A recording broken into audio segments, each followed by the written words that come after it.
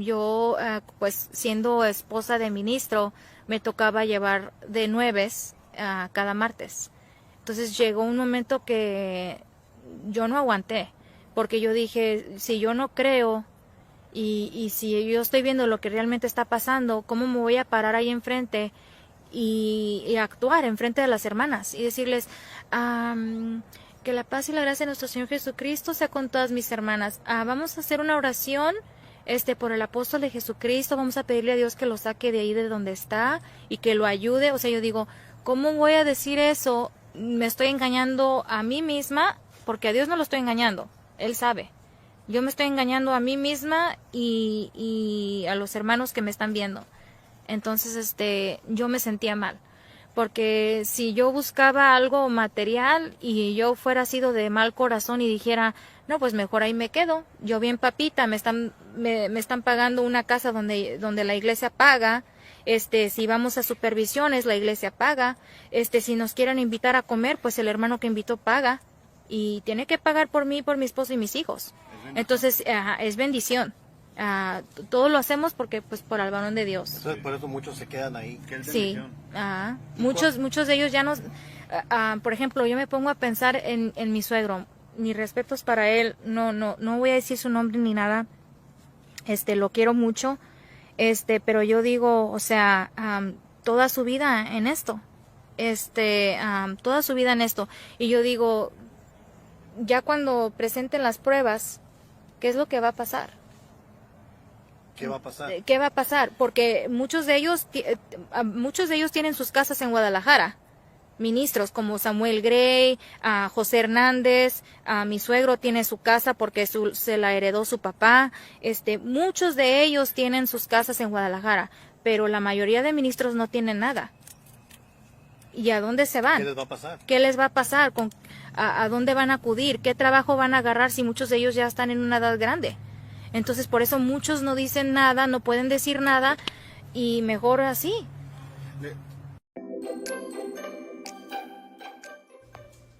Esclavos, hijos de esclavos, carta abierta, a quien corresponda. ¿Por qué los ministros no abandonan el LLDM?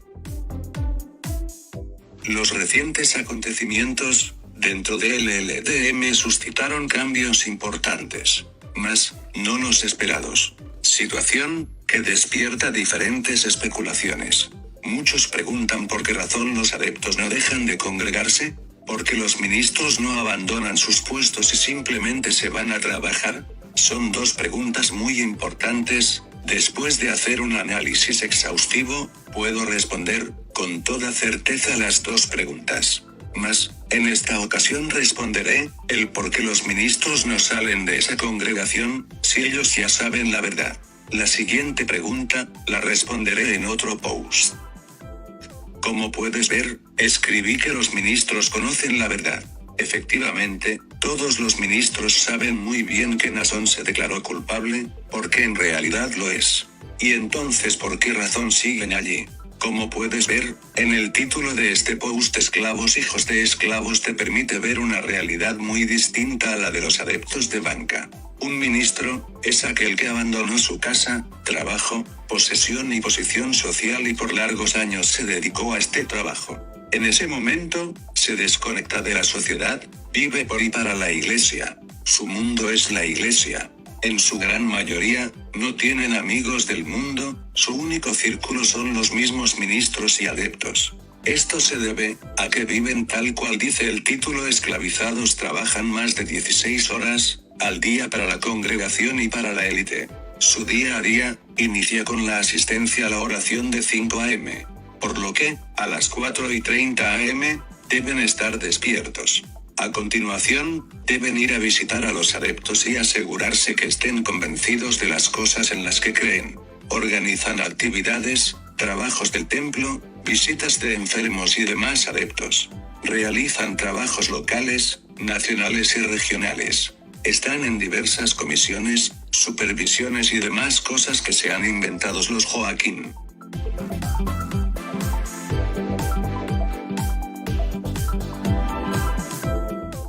No tienen tiempo para socializar con el mundo. Su vida es gestionar, dirigir y trabajar con la congregación. además de obedecer a la élite. Los que tienen la suerte de estar en una iglesia solvente, es decir, una iglesia de más de 50 adeptos, que den diezmos y ofrendas, de ahí reciben de ellos el Gomer, es una especie de sueldo. Ahora bien, el Gomer es un salario bajo, en comparación del salario mínimo del país. Por decir, si en México, el salario fuese 4,000 pesos, el ministro puede recibir entre 2,000 a 3,000 pesos como máximo. Obviamente, dirán algunos que la iglesia les da casa y todos los servicios básicos. Sí y no. Lo que sucede es que el ministro debe gestionar con la iglesia las colectas y actividades para hacer esos pagos, y en el caso que el ministro esté construyendo la casa pastoral o del templo, él mismo se está proveyendo de la casa. ¿Y qué sucede si la iglesia no les complementa el Gomer? Deben hacer ventas, rifas o simplemente pasar hambres. Por ello, muchos padecen de anemia, gastritis, entre otras enfermedades, y de igual forma, su esposa e hijos. Este Gomer no suple todas las necesidades básicas de una familia, menos cuando es una familia numerosa, la cual debe buscar la forma de subsistir, y es ahí donde muchos aprenden a estafar. Ojo, no todos. Es importante señalar que no solo el ministro trabaja para la obra, sino toda su familia. Por lo que el Gomer no solo es poco, sino injusto, ya que no se cumple lo escrito, el obrero, trabajador, es digno de su salario. En este caso, toda la familia debería recibir un salario. ¿Y por qué no lo recibe? Porque la mayor cantidad de dinero pasa a las arcas de la élite, Joaquín y Consejo de Obispos. Se trata entonces de una esclavitud moderna, en la que tienes deberes, pero no derecho. De igual forma, el ministro no puede buscar un trabajo extra, porque no tiene tiempo.